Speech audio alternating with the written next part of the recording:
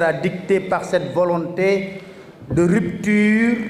incarnée par le nouveau pouvoir tout en restant au service du peuple sénégalais. Je suis conscient de l'importance de la RTS dans le paysage médiatique sénégalais et de son rôle crucial dans la promotion de l'information, de la diversité culturelle et du débat démocratique. Je m'engage à œuvrer avec toute mon énergie pour faire de la RTS un instrument au service de la vérité, de la transparence et du progrès de notre société.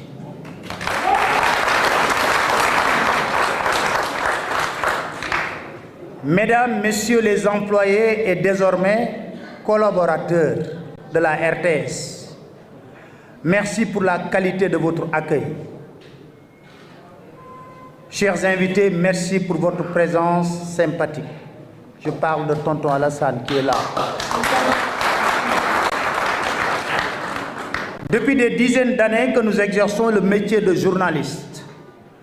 notre chemin a croisé celui de nombreuses personnes auprès de qui nous avons pu apprendre tant sur le plan personnel que professionnel. Pour certains, nous avons déjà eu l'occasion de vous exprimer notre gratitude. Pour d'autres, c'est l'occasion de vous dire merci. Durant tout ce temps, nous avons connu des moments heureux, d'autres plus douloureux. En choisissant ce métier, nous étions préparés à vivre toutes les épreuves, prêts au sacrifice si nécessaire, connaissant a priori les risques qu'il comporte. Certains plus récents ont été particulièrement éprouvants pour notre liberté, notre santé physique, notre environnement familial, pour les soignants, pour nos conseils ou avocats qui ont été plus qu'à la hauteur espérée de leurs tâches. Ces moments ont nécessité parfois l'appui et l'engagement à nos côtés des entités associatives et syndicales qui agissent dans la protection des intérêts des employés de notre secteur. Nous vous renouvelons nos remerciements et notre fierté d'appartenir à cette profession de journaliste. De ces épreuves, nous sommes sortis plus déterminés et engagés encore, conscients que nous exerçons l'un des métiers les plus risqués, mais aussi l'un des plus beaux au monde, et pour lequel la récompense la plus aboutie est la satisfaction exprimée par ceux et celles pour qui nous travaillons, le public. Notre raison d'être, pour reprendre votre slogan. Pour quelqu'un qui fait du public sa raison d'être, travailler pour le service public de l'information est presque un signe du destin. Mais ce n'est pas un accomplissement, loin de là. C'est un appel à venir apporter notre modeste contribution. Je précise très bien, notre modeste contribution à un secteur, l'audiovisuel, que nous avons jusque-là servi en étant de l'autre côté, le privé. En effet, ce que le média d'État et le média privé ont en commun, c'est justement le service public de l'information. Si nous comprenons ainsi les choses, on ne se trompe jamais de cible. Nous connaissons la maison RTS à plusieurs titres. De l'extérieur, nous avons apprécié le rendu en tant qu'auditeurs et téléspectateurs et enfin comme internautes via les visites sur le site web. De l'intérieur aussi, car beaucoup de ces visages nous sont familiers. Et nous œuvrons ensemble dans le large secteur de la communication médiatique où tous les acteurs, qu'ils soient du privé ou du public, ont en commun, comme nous venons de le dire plus haut, le redoutable honneur. Je dis bien le redoutable honneur d'être au service de l'information pour rendre au public ce qu'il attend ce qu'il espère, ce qui l'intéresse et ce qui est de son intérêt. C'est vrai. Ce n'est pas toujours la même chose. Il y a parfois une nuance. Ce qui intéresse le public et ce qui est de son intérêt. Nous comptons travailler pour l'intérêt du public,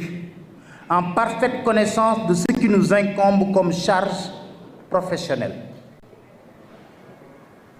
tant sur le plan légal que réglementaire. On ne réinvente pas la roue, dit-on très souvent, n'est-ce pas? Mais on peut toujours, je dis on peut toujours, la remettre à la bonne place si nécessaire. Lorsque ces missions est fait pour savoir sur quelle base partir, sur quel levier appuyer, il restera juste à chacun et chacune d'effectuer le travail comme il sait le faire de son mieux. Dans l'exercice de cette profession, nous avons eu la chance d'être employés et employeurs. Ce que nous avons appris des deux côtés de la rive nous a été et nous sera aussi utile. Avant de décider, ici à la RTS, il faut écouter. Il faut écouter. Laisser s'exprimer les sensibilités diverses, favoriser l'esprit de groupe et rester solidaire.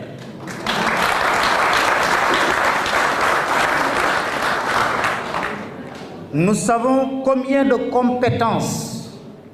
avérées cette maison, la RTS, compte et qui ne demande qu'à faire le métier avec professionnalisme. On n'a pas besoin d'aller à l'extérieur pour trouver des compétences. La RTS est un joyau et regorge de compétences à tous les niveaux. Alors, comptez sur moi pour avoir la liberté d'exprimer tout votre talent. Je répète, comptez sur moi pour avoir la liberté d'exprimer tout votre talent.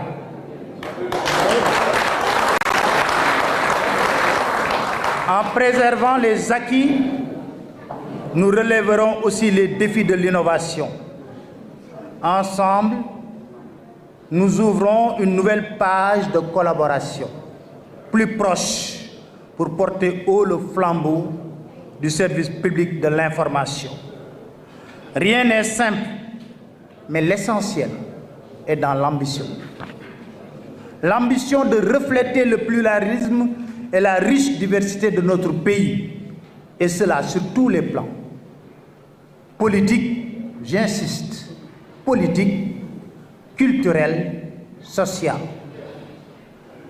Vous voyez, chers collaborateurs, que le nous est beaucoup revenu dans ce discours, parce que nous restons persuadés que la réussite espérée dans ces nouvelles fonctions ne sera pas seulement celle de la direction, celle de ceux qui nous ont fait confiance en nous confiant cette tâche, celle des employés de la RTS, mais surtout, et toujours ça en l'esprit, celle du public, le peuple sénégalais, destinataire légitime de ce que nous faisons et ultime bénéficiaire de ce que nous réaliserons. Relevons, chers collaborateurs, ensemble le défi. Comme l'œuvre est collective, nous comptons sur vous pour la réussite de nous tous. Je vous remercie pour votre aimable attention.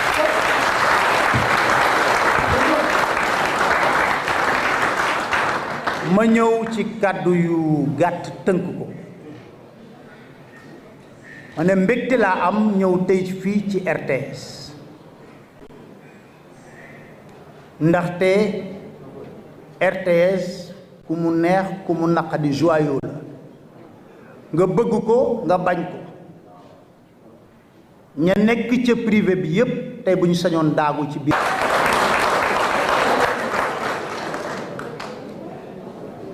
ndax jot nañ ci xam dara laata ñu ñuy fal ak ba ñuy yegg si fii sax di jël passation de service defe naa ne CV yi bari na yi ma ci jot ci diggante bi kon ak ñu wane seen bëgg ñëw RTS mu fekk nag ne ci kër man li ma gëm mooy RTS warul mën a jéggaani dara. lépp lu ñu soxla ci secteur boo dem RTS am na ko ba doyal ndax nag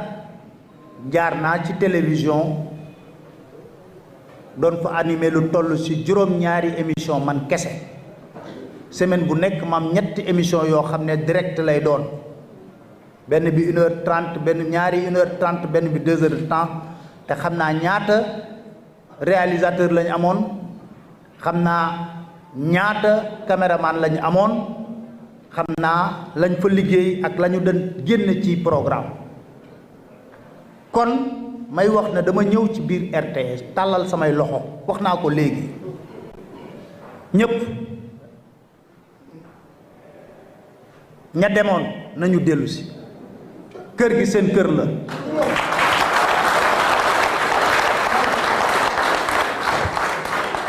mu neex leen mu naqadi leen seen kër la comme seen kër la nag dama jàpp ne yéen a ko mën a defar ba mu na boy damay wax ne mission biñ ma sas kilifa yi ñi ma ko sas bañ ma toogee waxtaan ak ñoom dañ ne ma dawalal ci kaw lan nag ci kaw dëgg ci kaw jub te dama faral di wax ne bu nekkee ne du ci kaw dëgg wala jub liggéeyal askanu Sénégal ban gis seen bopp ci télé bi yàlla moo fi toog parce que mënoon naa nekk feneen ndax nekk naa feneen lu sama carrière lu toll ci ñaar fukki at ak ñett di tedd kon mënoon naa wéy ba tey kon bu ñu la joxee sas bu toll nii day fekk ne da nga war a liggéeyal sa askan yàlla defoon ma nekk ci privé tey ma nekk ci public li ma war ak li war ñépp ñi nekk ci biir RTS mooy ñu ànd jàppale ma jàppale seen bopp ndaxte dama foog ne du ndam ngay liggéeyee RTS ñuy natt télé yi RTS du ci jël premier du ndam ci kenn kuy liggéey ci biir RTS dama foog ne sax la nga ne RTS laay liggéeyee ñu ne sa télé bi moo ci gën ci télé yi lépp lu askan bi di yaakaar ma ngi koy gis ci télé bi te mën na nekk du mën na nekk sax lu war a nekk la te dama ko gëm lu tax ma gëm ko journaliste yu gën a xarañ ñi ngi ci biir RTS jàngee ci école yu gën a xarañ génn fa ñu ràññee on se connaît xamante nañ suñu biir wax ji mën na ñàkk a bëri li ci am solo mooy journaliste yooyu ñeme nag retrousser les manches ne danañ àndandoo liggéey ni ñu war a liggéeyee li ñu sas parce que service public la dërëmu sénégalais yi ñoo ciy dugg kon sénégalais bu ne war na cee mën a gis boppam gis ci boppam nag ci anam bu ne dañoo warloo ànd ak gouvernement jàppale ko bu baax suñu sas la mission la wane ay programme am wane ay projet am yi mu nas jëmale ko ci askan bi waaye dañoo warloo tamit keneen bu amee gis-gis ñu jox ko kàddu mu wax ko muy deux termes yuy ànd muy ban ak ban liberté ak responsabilité loolu dama koy bëgg a wax fii suñu buntu RTS man li ma ko gisee waxtaan bi nag dina wéy dina tàmbali tey jii bu ñu noppee ci waxtaan bi ñun def ak man maa sàkku ne fañ ko def fële xat na yam na waaye ma sàkku ne du ma tàmbali te du ma ñëw saafanteeg personnel bi parce que ñoom ñooy locomotive u télé bi ñiy dogal dañuy dogal rek wante xam nañ ba ci kiy nettoyer wala ba kuy yor oto di ko dawal bu yóbbul journaliste du fa yegg bay tànn micro di wax kon war nañ leen jox cër respecté leen équipe la nag équipe chaîne la bu ci benn maillon ñi dindee rek daanaka dootu ko matati sama buntu fas yéene wu ma ko tëjal kenn dinaa waxtaan ak ñépp incha allah dogal bi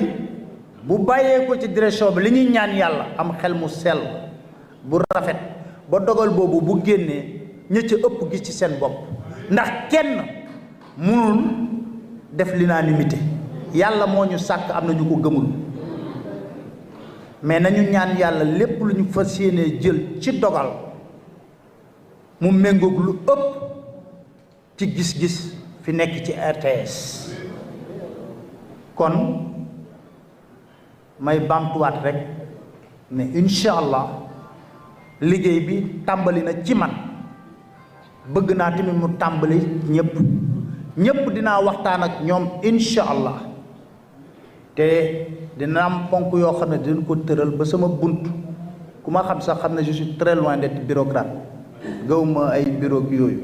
man ba ma nekkee journaliste sax ba léegi journaliste là j'étais beaucoup plus sur les grands reportages ak yooyu avant de venir sur les télévisions toog di def ay ci looloo gën a yomb defe naa si journalisme toog def émission defe naa loolu defe naa moo gën a yomb que descendre sur le terrain bref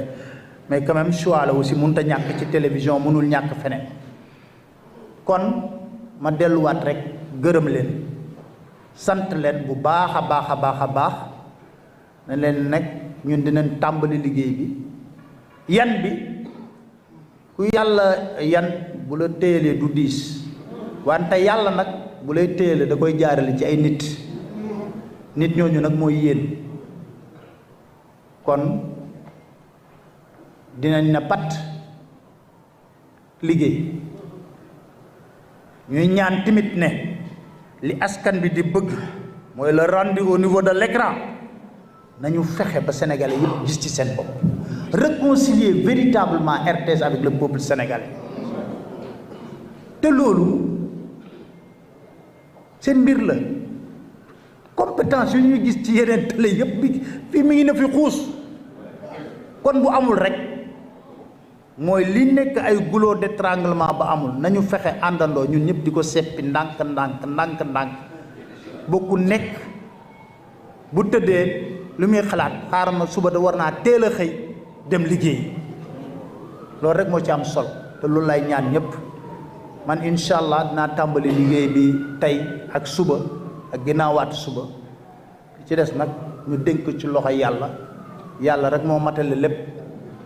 kàddu yu ma yëkkati fii nag bu ci amee lenn lu ci rëq ñu ngi koy jéggalu ñëpp